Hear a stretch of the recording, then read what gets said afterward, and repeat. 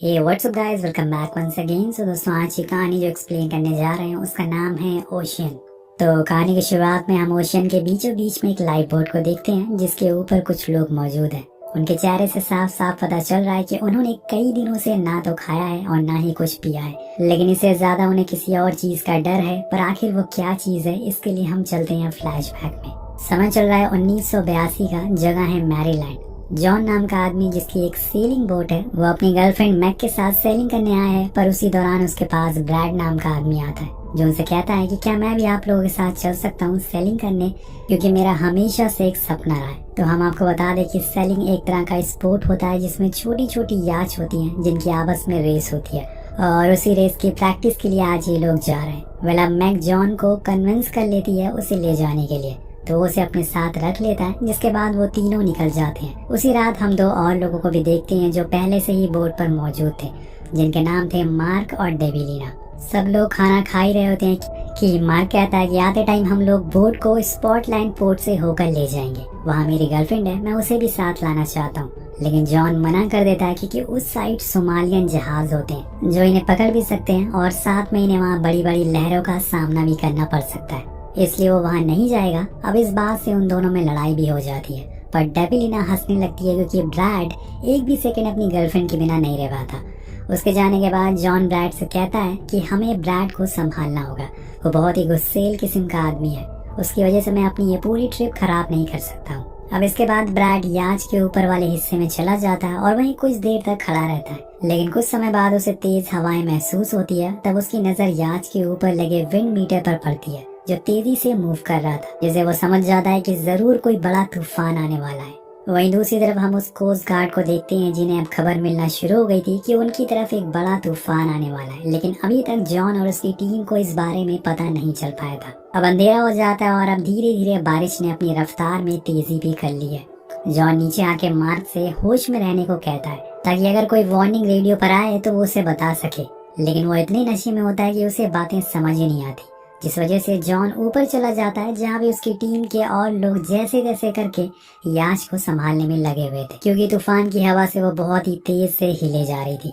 दूसरी ओर coast guard अब उस एरिया में जो भी बोट या शिप मौजूद थी उन्हें वार्निंग देना शुरू कर देते हैं, लेकिन जब इनकी रेडियो में ये वार्निंग आती है तो मार्क सो रहा था, जिस वजह से वो सुन नहीं पाता। ऊपर से सब लोग चिल्ला रहे थे, उन्हें समझ नहीं आ रहा था कि अब वो क्या करें। उन्हें इस बात का सबसे ज्यादा डर लगा हुआ था कि कहीं ये बोट पलट ना जाए। इसी दौरान एक तेज का झटका आता है जिसे कोई बड़ी सी चीज बोट से टकराती है। इस झटके की वजह से बोट के नीचे सारी चीजें टूटने लगती है, जिसके शोर से मार्क उठ जाता है और वो कोस्ट गार्ड की वार्निंग को सुन लेता है। फिर वो फौरन ऊपर जाकर इस बारे में जॉन को बताता है, जो नीचे आकर सबसे पहले रेडियो पे खुद के लोगों के लिए मदद मांगता है। उसके पीछे पीछे मैक भी नीचे आती है, लेकिन तभी उसके पैर में ओवन का गेट से एक कट लग जाता है और वो बुरी तरह से जख्मी हो जाती है। और ये देखकर जॉन फौरन रेडियो मार्क को देता है और उसकी पट्टी करता है। इसी बीच कोस्ट गार्ड का हेड आता है जिसने जॉन को जानता था। उसकी आवाज सुन के वो फौरन रेडियो को ले लेता है और उसे अपनी लोकेशन और सिचुएशन बताने को कहता है। वो जॉन को बताता है कि अभी तुम्हें कम से कम 3 घंटे वेट करना होगा और इसके बाद वहाँ से थोड़े कॉमर्शियल शिप गुजरेंगे, जिसके बाद ही कुछ हो सकता है। पर जॉन कहता है कि इतनी देर हम सरवाइव नहीं कर सकते। तो गार्ड कहता है कि ठीक है, रुको, मैं कुछ करता हूँ। इसके बाद वो फिर से डेक पर जाता है और बोट को संभालने की कोशिश करता है, लेकिन तभी एक विशाल लहर आती है जिसके सामने उसकी बोट कुछ नहीं थी और कुछ ही देर में इनकी बोट उसमें समा जाती है। अगले पल हम देखते हैं कि जॉन की पूरी टीम पानी में होती है और उसकी बोट डूब चुकी थी। सब लोग पानी में अपनी जान बचाने के लिए एक दूसरे को हौसला दे रहे थे, और तभी उस याच में रखी बोट उनकी तरफ आने लगती है, जिसे देख के सब उसकी तरफ भागते हैं और जाकर उसे पकड़ लेते हैं। इस छोटी सी बोट से उन्हें थोड़ी राहत मिलती है, लेकिन यहाँ कोस्ट गार्ड वाले इन्हें कांटेक्ट करने की लगातार कोशिश करते, क्योंकि उन्होंने अपना एक हेलीकॉप्टर इनकी बताई हुई लोकेशन पर भेज दिया था। लेकिन इन लोगों की बोट तो डूब चुकी है और ना तो हेलीकॉप्टर को ये लोग दिखते हैं और ना कोस्ट गार्ड वालों को, और ना ही कोस्ट गार्ड वाले इनसे कांटेक्ट कर पाते। अब उन्हें थोड़ा बहुत अंदाजा तो हो चुका था कि शायद वो सरवाइव नहीं कर पाएंगे, पर उन्हें क्या पता था कि वो सारे लोग अभी भी जिंदा है। अब इसी तरह से सुबह हो जाती है और सब अभी भी उसी लाइफ बोट को पकड़ कर लटके हुए थे, लेकिन यहाँ हम देखते हैं कि मैक के पैरों में जो चोट लगी थी उसका खून अब समुद्र में बहता जा रहा था। उसके खारे पानी की वजह से उसे और दर्द भी होता जा रहा था। तो मार्क कहता है कि क्यों ना हम इस लाइफ बोट पे सिर्फ मैक को बैठा दे, जिससे उसे थोड़ा आराम मिल सके, लेकिन जॉन ऐसा करने से मना कर देता है क्योंकि हवा बहुत ठंडी थी जिससे उसे और तकलीफ होगी, उसे पानी में ही रहने दो। तो जॉन लगातार मैक को हौसला बढ़ाता रहता है। इसी दौरान डेबिलिना ब्रैड से कहती है कि तुम मुझे लात क्यों मार रहे हो, पर वो कहता है कि नहीं, मैंने ऐसा कुछ किया ही नहीं।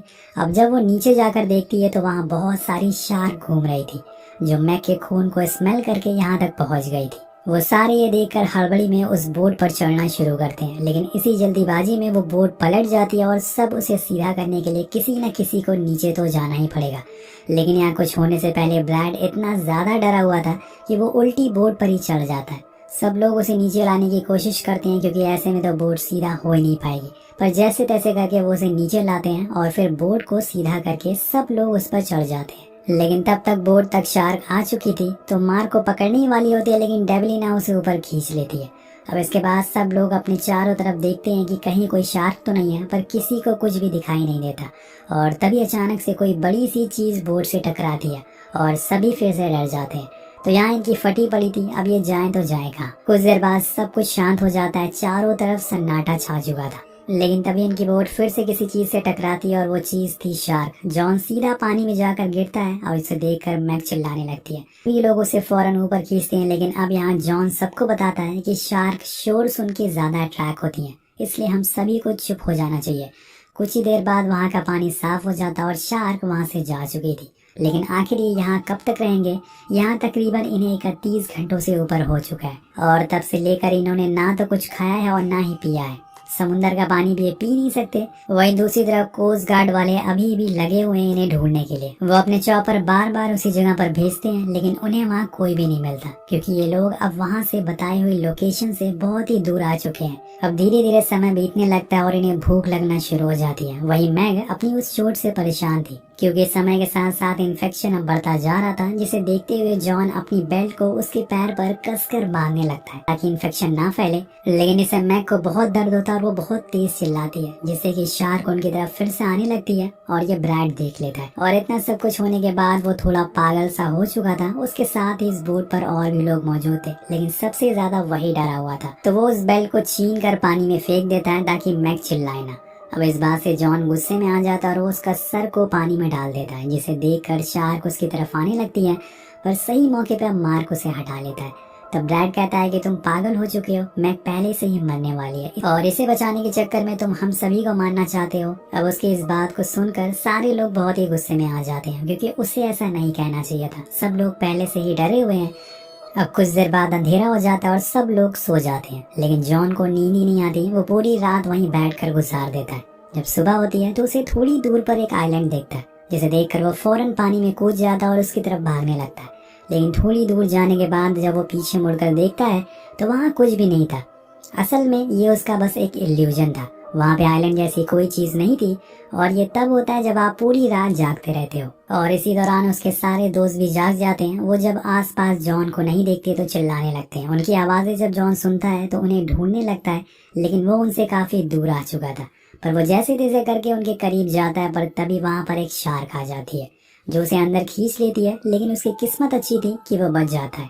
अब वो बोट के बिल्कुल करीब आ चुका था। उसके दोस्त उसका हाथ भी पकड़ लेते हैं, पर तभी एक शार्क उसे अंदर खींच लेती है।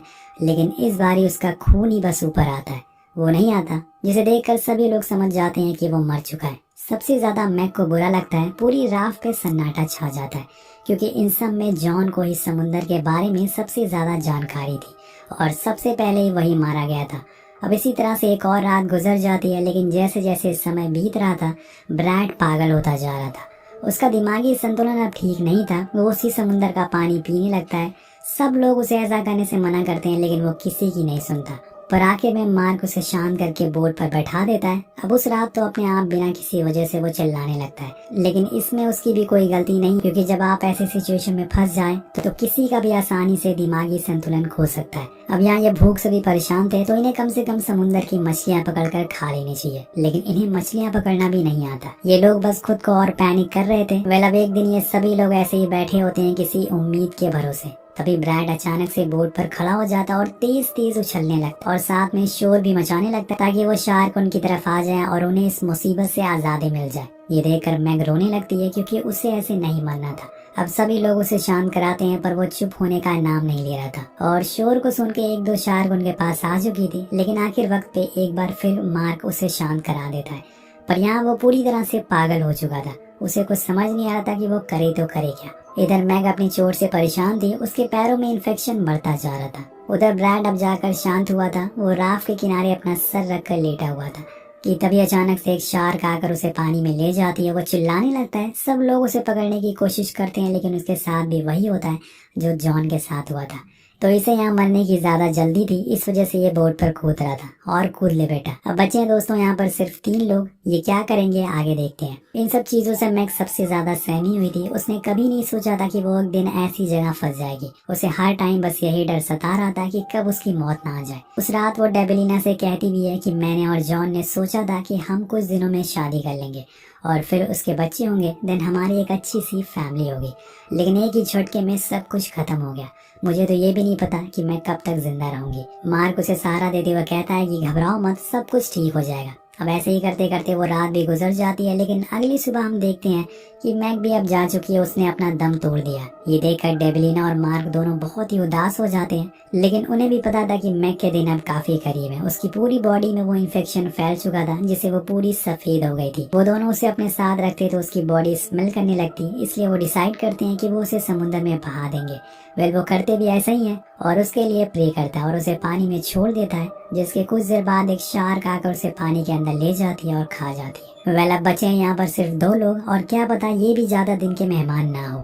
वहीं कोस्ट गार्ड वालों को मैसेज मिलता है कि उन्होंने जॉन की बताई हुई लोकेशन को अच्छे से चेक कर लिया है, पर वहाँ उन्हें कुछ नहीं मिला है, ना ही उनकी बोट मिली और ना ही उनकी लाशें। इसलिए उनके परिवार वालों को खबर कर दो। जिसके बाद वहाँ का हेड उन 5 के घर पर कॉल करके उन्हें बारे में बता देता है, लेकिन उन्हें इस बात का जरा अंदाजा नहीं था कि अभी भी 2 लोग जिंदा हैं। वहीं डेबिलिना मार्क से कहती है कि हमें बोट को पलटना पड़ेगा क्योंकि इसमें खून जमा हो चुका है, जिसकी स्मेल से शार्क दोबारा आ सकती है। लेकिन मार्क के पास अब इतनी ताकत नहीं थी कि वो उठ सके, तो वो उसे हौसला देती है और कहती है कि अगर तुम जिंदा रहना चाहते हो तो हमें ये करना ही पड़ेगा। वो मान जाता है क्योंकि अपनी जान सबको प्यारी होती है। अब वो दोनों पानी में कूदते हैं, जिसके बाद वो बोट को पलट देते हैं जिससे उसमें खून भरा पानी में मिल जाता है। लेकिन अब इन्हें जल्दी से बोट को सीधा करना होगा वरना शार्क स्मेल सूंघकर पहुंच जाएंगी। डेबिलिना तो बोट पर चढ़ जाती है, लेकिन मार्क अभी भी पानी में ही रहता है। वो धीरे धीरे नीचे जाने लगता है, लेकिन तभी उसके सामने एक शार्क आते हुए दिखती है तो वो फौरन ऊपर जाता है और डेबिलिना उसे बोट पर खींच लेती है। तो यहाँ पर किसी तरह से ये दोनों अपनी जान बचा लेते हैं। अब यहाँ हमें पता चलता है कि इन्हें इस समुद्र पर रहते हुए पूरे 131 घंटे से ऊपर हो चुके हैं। चौंकाने वाली बात यह थी कि इतने घंटों में इन्होंने ना तो कुछ खाया था और ना ही पिया था, और इसी भूख प्यास में एक और रात गुजर जाती है। लेकिन अगली सुबह इनके लिए एक उम्मीद, एक नई किरण लेकर आती है। मार्क को एक शोर सुनाई देता है। जब वो देखता है तो सामने एक कार्गो शिप आ रहा था। वो फौरन डेबिलिना को उठाता और बोट को छोड़कर उस शिप की ओर तैरने लगता है। और यहाँ दोस्तों इनकी किस्मत अच्छी होती है, कैप्टन उन्हें देख लेता है और शिप को रोक देता है। जिसके बाद शिप वाले लोग नीचे लाइफ जैकेट फेंकते हैं, जिन्हें मार्क तो पकड़ लेता है पर डेबिलिना पकड़ नहीं पाती। उसके पैर में चोट लगी थी जिस वजह से स्विम नहीं कर पाती वो। तो मार्क वापस उसे लेने जाता है, लेकिन इसी दौरान वहाँ पे शार्क आ जाती है।